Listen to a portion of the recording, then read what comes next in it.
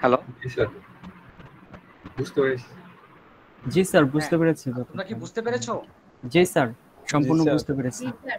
আচ্ছা, ঠিক স্যার আছে। আপনি আমি যে তোমাকে ডকে যে কোশ্চেনগুলো লিখছেন হ্যাঁ, এগুলো যদি আমাদেরকে একটু দিয়ে দিতেন ভালো হতো।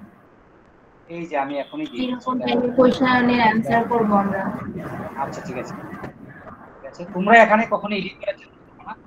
এটা ডাউনলোড করে তোমরা পরবর্তীতে তোমাদের একটা ফাইল তৈরি করে সেখানে তুমি লিখবে, ঠিক আছে? স্যার, পিডিএফটা ওকে দিয়ে দিলেই হবে স্যার। পিডিএফটা স্যার, না, পিডিএফ করে তারপরে দিয়ে দেন। এটাও দিয়ে দিই, এটাও দিয়ে দিই, আমি লিঙ্কে দিয়ে দিচ্ছি। তাহলে এটা দেখে দেখে তোমাদের একটু সুবিধা হবে।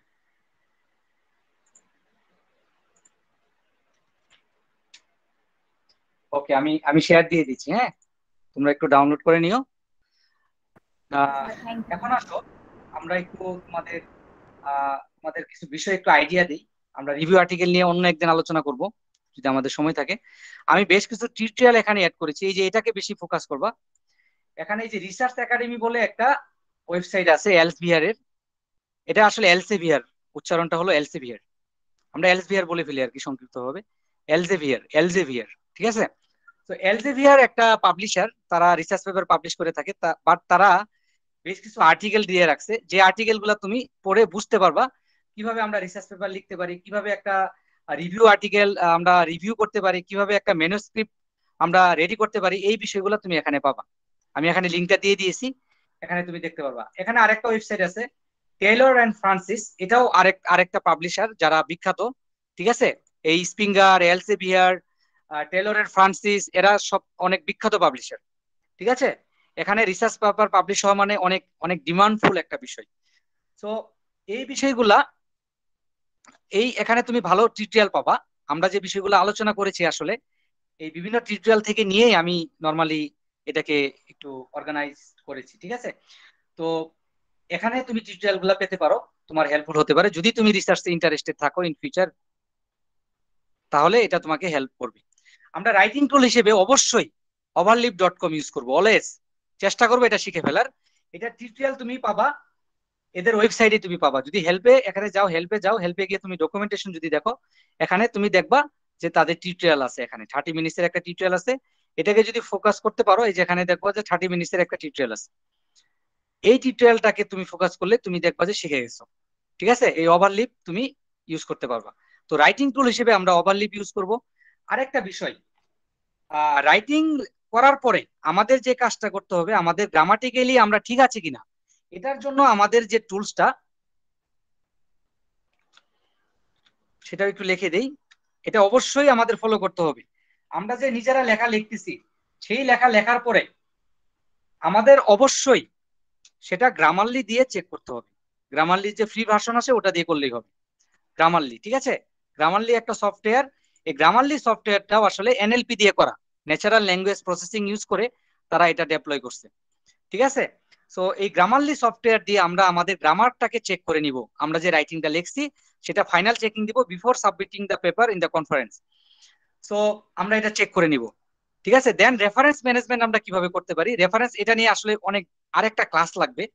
বাট আমি জাস্ট দুটো ওয়েবসাইটের নাম বলে দিচ্ছি, তার মধ্যে মেন্ডেল এটা বেশি ইউজ করবা। এই মেন্ডেলেতে তুমি তোমার রিসার্চ পেপার গুলা সেভ করে রেখে দিতে পারবা। কারণ অনেক সময় আমরা ভুলে যাই যে আমরা কি রিসার্চ পেপার পড়েছি, ঠিক আছে। আমরা অনেক সময় ভুলে যাই, আমরা মনে রাখতে পারি না। সেখানে গ্রুপ করে রিসার্চ পেপার গুলো আপলোড করে রাখা যায়, বা প্রজেক্টের নাম অনুযায়ী তুমি আপলোড করে রাখবা। এতে করে তোমার যে সুবিধাটা হবে, তুমি আসলে কি ধরনের research paper, existing research paper পড়তেছো, তোমার একটা পেপার করার জন্য তুমি ওইটা সহজে আইডেন্টিফাই করতে পারবা, ঠিক আছে। এবং এখান থেকে সহজেই রেফারেন্স ম্যানেজ করা যায়। এটা আমরা আরেকটা ক্লাসে দেখাবো যদি তোমরা ইন্টারেস্টেড থাকো। হয়তোবা সেমিস্টার শেষে তোমরা যদি চাও রেফারেন্স কিভাবে ম্যানেজ করে, ওভারলিপ কিভাবে ইউজ করে, এগুলা নিয়ে আমি তোমাদের একটা লেকচার দিতে পারি ইফ ইউ ওয়ান, ঠিক আছে। সেক্ষেত্রে আমার কোনো সে থাকবে না, একটা নির্দিষ্ট সময় বের করে আমরা একটা লেকচার অবশ্যই দিব। কারণ এগুলো একদিনে হবে না। অনেক নর্মালি ইন্ট্রোডাকশনই মানুষ একদিনে বোঝায়, কারণ প্র্যাকটিক্যাল দেখায়, হ্যাঁ, সেগুলার আবার কিভাবে লিখবা সেগুলা দেখায়। আমি তো সব একদিনে একটা আইডিয়া দেওয়ার চেষ্টা করেছি, আবার প্র্যাকটিক্যালি একটা সরাসরি একটা ফাইল দেখিয়ে দিছি না। বাট বাট যেটা হয় সেটা হলো আহ আহ, মানুষজন হলো ইন্ট্রোডাকশনই দেখায় একটা ক্লাসে। What ever. সো আমরা নর্মালি রেফারেন্স ম্যানেজ করতে পারি জটেরো অথবা মেন্ডেলে ইউজ করে। ঠিক আছে, খুব সুন্দরভাবে রেফারেন্স ম্যানেজ করা যায়, কারণ দেখা গেলো যদি 30-40টা রেফারেন্স হয়, এইভাবে রেফারেন্স গুলা লেখা খুব ডিফিকাল্ট হয়ে যায়। তো এই বিষয়গুলো আমরা একটু খেয়াল রাখবো। এগুলা just online tools, nothing else. এগুলা জাস্ট জানার জন্য, মানে তোমার রিসার্চ ক্যারিয়ারটাকে আরো ইফেক্টিভ করার জন্য এই টুলস গুলা অবশ্যই জানা জরুরি। ঠিক আছে, না জানলেও চলবে, বাট জানলে ভালো, এক্সট্রা কিছু ফ্যাসিলিটিস আছে। এরপর আসো, আমি যে রিসার্চ পেপার গুলা করলাম, এই রিসার্চ পেপার গুলার অবশ্যই একটা প্রচার লাগবে, রাইট? একটা একটা প্রমোট করতে হবে। আমি যে রিসার্চ পেপার করলাম সেটা যদি মানুষ নাই জানে, তাহলে কেমনে হবে বলো? মানুষকে জানাইতে হবে, আদারওয়াইজ মানুষ তো রেফারেন্স হিসেবে অ্যাড করবে না, করবে? না স্যার। করবে না। তাহলে আমাদের কিছু প্রোফাইল ক্রিয়েট করতে হবে।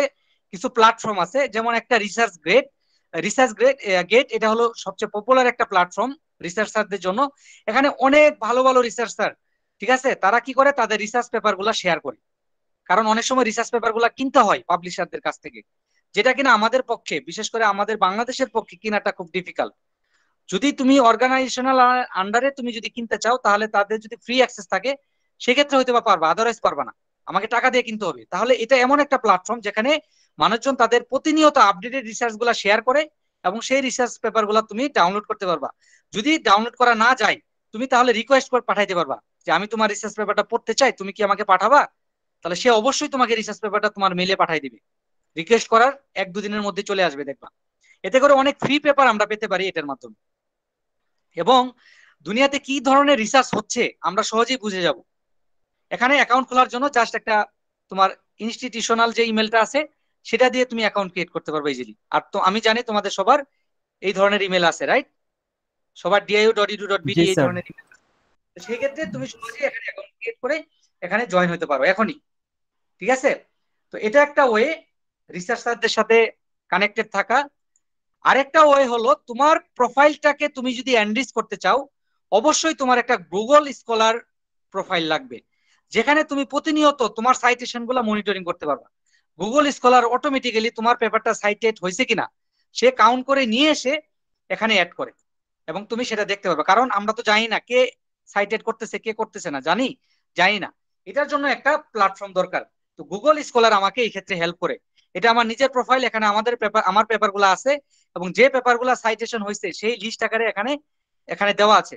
ঠিক আছে, সো এখানে বেসিক্যালি যে রিসার্চ ক্যারিয়ারটা আছে আমার, সেটা আসলে বেসিক্যালি ধরতে গেলে 2020 থেকে শুরু হয়েছে। 2020-র পর থেকে আসলে রিসার্চ গুলা করতেছি।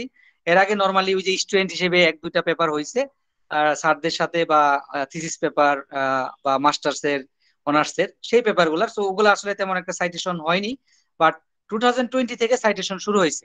তার মানে এরপর থেকে আমি আসলে রিয়েলি রিসার্চে ফোকাস করেছি নিজেকে।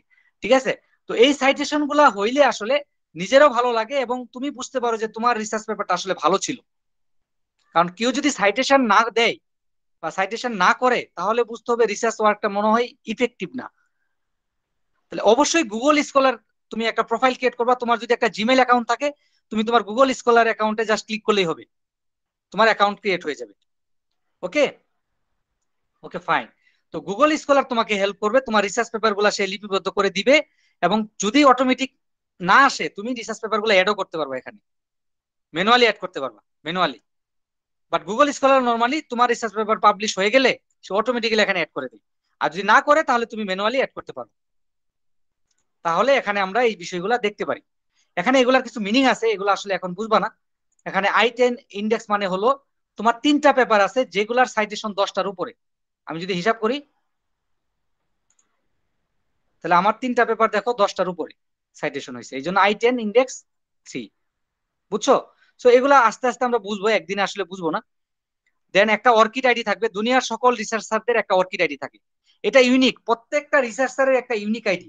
এই আইডি গুলা যদি ক্রিয়েশন না থাকে, বেশ কিছু সাইন্টিফিক রিসার্চ র্যাঙ্কিং বা অথরদের র্যাঙ্কিং করে একটা অর্গানাইজেশন আছে, ওই অর্গানাইজেশনে তোমার নামটা আসবে না, কখনোই আসবে না। ঠিক আছে, এবং তুমি থেকে ভালো রিসার্চার হিসেবে তুমি ফোকাস করতে পারবে না। ঠিক আছে, দেন এগুলা দরকার নাই। স্কোপাস লিঙ্কডইনে একটা অ্যাকাউন্ট ক্রিয়েট করে ফেলবা। লিঙ্কডইন হলো প্রফেশনালদের জন্য একটা প্ল্যাটফর্ম, যেখানে তুমি লটস অফ তুমি নলেজ তুমি গেইন করতে পারবা। এক একজন এক একটা নলেজ শেয়ার করতেছে, যে যেটাই শিখতেছে কিনা সেটাই এখানে শেয়ার করতেছে। ঠিক আছে, এবং এতে করে তোমার অনেক হেল্প হবে। ঠিক আছে, যেমন রিসার্চাররা তাদের জি স্যার, রিসার্চ পেপার জি শেয়ার স্যার। করতেছে আমাদের এখানে। প্রায় সবারই লিঙ্কিং আছে স্যার, লিঙ্কিং।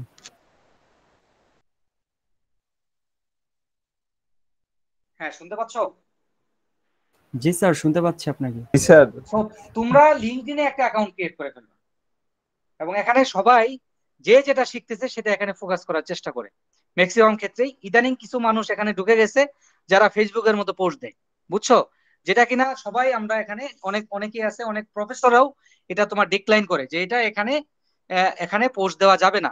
ছবি, personal picture, personal family picture, তুমি সারাদিন কি করলা, এগুলো ফেসবুকে দাও। This platform is not for that. ঠিক আছে, সো এখানে যেটা করতে হবে, এখানে আমাদের আমরা যে বিষয়গুলো লার্নিং করতেছি, যে বিষয়গুলো জানতেছি, সেই বিষয়গুলো আমাদের এখানে নিয়ে আসতে হবে। তো এটা, এই প্রোফাইলটা তোমার থাকা জরুরি, ফেসবুক থেকে এটা জরুরি। এখন থেকে তুমি যদি এটার সাথে কানেক্টেড থাকো, দেখবা যে তোমার একটা নেটওয়ার্ক তৈরি হয়ে যাবে। তোমার জব, তোমার রিসার্চ, তোমার বাইরে পিএইচডি, এগুলা পেতে অনেক হেল্প করবে, এবং অনেক রিসোর্স তোমার এখানে আছে। ঠিক আছে, সো অবশ্যই লিঙ্কডইনে একটা অ্যাকাউন্ট ক্রিয়েট করে ফেলবা, রিসার্চ গেটে একটা অ্যাকাউন্ট ক্রিয়েট করে ফেলবা, এটা আজকেই। তোমার পেপার থাকুক না থাকুক, তুমি মানুষের পেপার পড়ো, মানুষের পেপার দেখো, মানুষের রিসার্চ দেখো। তুমি একটা আর্টিকেল তৈরি করলা টেকনিক্যাল, সেটা তুমি এখানে শেয়ার করো, যে আমি এটা দিয়ে এইভাবে করেছি, সেটা শেয়ার করো, সেটা মানুষ রিড করবে, মানুষের উপকার হবে। তোমার লার্নিংটা শেয়ার করলা, তুমি আরেকজনের কাছ থেকে লার্নিং পাবা। অনেক হেল্পফুল এই প্ল্যাটফর্মটা লিঙ্কডইন। আর রিসার্চের জন্য এই রিসার্চ গেট প্ল্যাটফর্মটা আমরা ইউজ করতে পারি। ঠিক আছে, সো আমার লেকচার আসলে আজকে এই পর্যন্তই। সো আশা করি তোমরা বুঝতে পেরেছো, রাইট? জি স্যার, জি স্যার। ওকে, রিসার্চ সো নিয়ে আমি সম্পূর্ণ একটা তোমাদের, ধারণা চলে আসছে। হ্যাঁ, একটা ধারণা চলে আসছে, রাইট, একটা ধারণা চলে আসছে। এতে করে তোমার ইন ফিউচার তোমার যে কোনো রিসার্চ পেপার তুমি লিখতে পারবে, আই হোপ। তো তোমরা আমাকে এখন যে সাপোর্টটা করবা, তোমাদের যদি ভিডিওটা প্রসেস হয়ে যায়, আমি একটা এখানে একটা ফোল্ডার ক্রিয়েট করে দিচ্ছি, এটা আমার আনলিমিটেড জায়গা আছে এখানে, সমস্যা নেই। জি স্যার, দিয়ে রাখেন, ওইটা আমরা আপলোড প্রসেস করে হয়ে দিই। গেলে আমাকে কাইন্ডলি, হ্যাঁ, একটু নিজ দায়িত্বে একটু দিবা। আমি যখন শুধু তোমাদের লিঙ্কটা, রিনেমটা করে দিব, হচ্ছে হলো আইডি দিয়ে দিব। হ্যাঁ, আইডি দিয়ে দিবা, রিনেমটা আইডি দিয়ে হবে, রাইট। জি স্যার। আর তোমাদের তো আমাকে আইডেন্টিফাই করতে হবে। স্যার একটা কোয়েশ্চেন ছিল। শিওর। স্যার আমি যদি স্যার এআই বা মেশিন লার্নিং নিয়ে কাজ করতে চাই, কিন্তু স্যার রিসার্চ পেপারে কাজ না করতে চাই, তাহলে কি স্যার জব সেক্টর আছে? আছে, আছে, জব সেক্টর আছে, আছে। আহ জব সেক্টর আছে, কোনো সমস্যা নেই। তুমি মেশিন লার্নিং ইঞ্জিনিয়ার হইতে পারবা, তুমি ডাটা অ্যানালিস্ট হতে পারবা, কোনো সমস্যা নেই। তুমি কেরিয়ার করতে পারো এখানে। বাট স্যার তোমার অনেক। যদি কোনো পেপার বা কিছু প্রবলেম সলভিং থাকে এই বিষয়ে, যেমন তোমাদের একটা প্ল্যাটফর্ম আমি জি স্যার গতকাল দিয়েছিলেন। করেছিলাম, এমএল প্রো। এখানে তুমি যদি তোমার প্রবলেম সলভিং গুলা করতে পারো এবং একটা লেভেলে যেতে পারো, তাহলে তুমি এটাকে মানে প্রমাণস্বরূপ হিসেবে প্রোভাইড করতে পারো যে জি আমার এই স্যার। বিষয়ে ভালো নলেজ আছে এবং আমার প্রবলেম সলভিং আছে এতগুলা। না স্যার, অবশ্যই অনেকের কাছে শুনছি তো এআই বা মেশিন লার্নিং কেন, নিয়ে কাজ করতে হলে। তুমি যদি টিচিং প্রফেশনে আসো, সেই জন্য রিসার্চটা লাগবে। জি sir. Otherwise research is not mandatory. জি বাট স্যার। তুমি যদি আরএনডি সেক্টরে থাকো, তাহলে কিন্তু তোমার রিসার্চ করতে হবে, কারণ মাইক্রোসফট, গুগল, ফেসবুক তারা প্রতিনিয়ত রিসার্চ পেপার পাবলিশ করে। আমার কথা বুঝছো? তুমি জি যদি কোনো স্যার। কোম্পানির আরএনডি সেক্টরে থাকো, অবশ্যই তোমাকে রিসার্চ পেপার নিয়ে কাজ করতে হবে, ফাইনালি, ফাইনালি করতে হবে। ঠিক আছে, জি স্যার। সো কাইন্ডলি সবাই একটু এখানে ডাটা সেটটা দিয়ে দিবা। হ্যাঁ, একটু কাইন্ডলি নিজ দায়িত্বে, হ্যাঁ।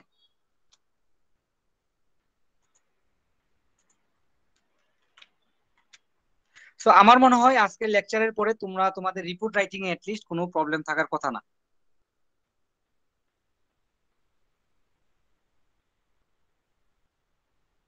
রাইট?